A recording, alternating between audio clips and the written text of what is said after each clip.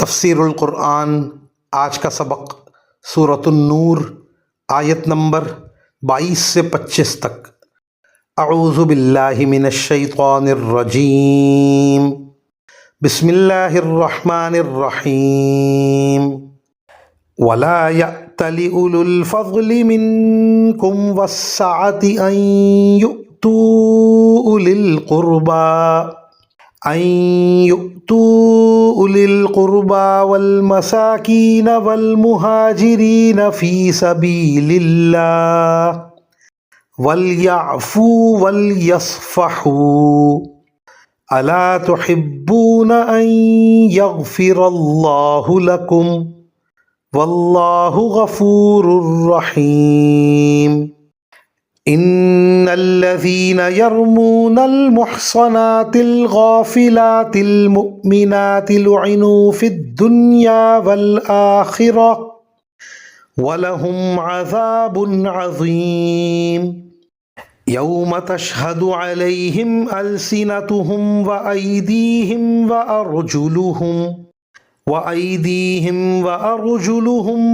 بما كانوا يعملون يومئذ يوفيهم الله دينهم الحق ويعلمون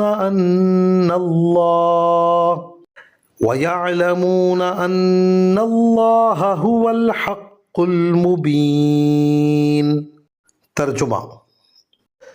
اور تم میں سے جو لوگ اہل خیر ہیں اور مالی وسعت رکھتے ہیں وہ ایسی قسم نہ کھائیں کہ رشتہ داروں، مسکینوں اور اللہ کے راستے میں ہجرت کرنے والوں کو کچھ نہیں دیں گے، اور انہیں چاہیے کہ معافی اور درگزر سے کام لیں۔ کیا تمہیں یہ پسند نہیں ہے کہ اللہ تمہاری خطائیں بخش دے؟ اور اللہ بہت بخشنے والا بڑا مہربان ہے۔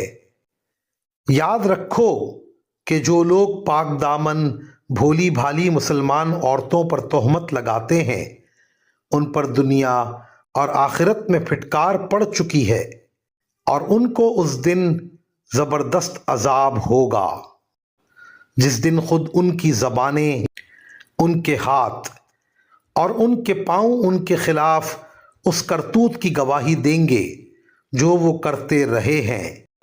اس دن اللہ ان کو وہ بدلہ پورا دے دے گا جس کے وہ مستحق ہیں، اور ان کو پتہ چل جائے گا کہ اللہ ہی حق ہے اور وہی ساری بات کھول دینے والا ہے۔ ان آیات کی تفسیر میں مفسرین کرام فرماتے ہیں جو 3 مسلمان اپنی سادہ لوحی سے منافقوں کے پروپیگنڈے کا شکار ہو گئے تھے، ان میں سے ایک مصطح بن اثاثہ رضی اللہ عنہ بھی تھے، جو مہاجر صحابی تھے اور حضرت ابو بکر صدیق رضی اللہ عنہ کے رشتہ دار بھی تھے۔ حضرت ابو بکر رضی اللہ عنہ ان کی مالی مدد فرمایا کرتے تھے۔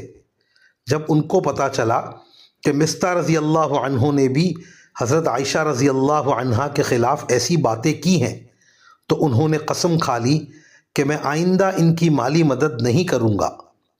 حضرت مصطح سے غلطی ضرور ہو گئی تھی، لیکن پھر انہوں نے سچے دل سے توبہ بھی کر لی تھی۔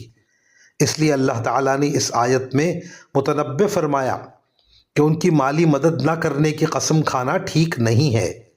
جب انہوں نے توبہ کر لی ہے تو ان کو معاف کر دینا چاہیے۔ چنانچہ حضرت ابو بکر رضی اللہ عنہ نے اس آیت کے نزول کے بعد ان کی مالی امداد دوبارہ جاری کر دی، اپنی قسم کا کفارہ ادا کیا اور فرمایا کہ آئندہ کبھی اس امداد کو بند نہیں کروں گا۔ وآخر دعوانا ان الحمد للہ رب العالمین۔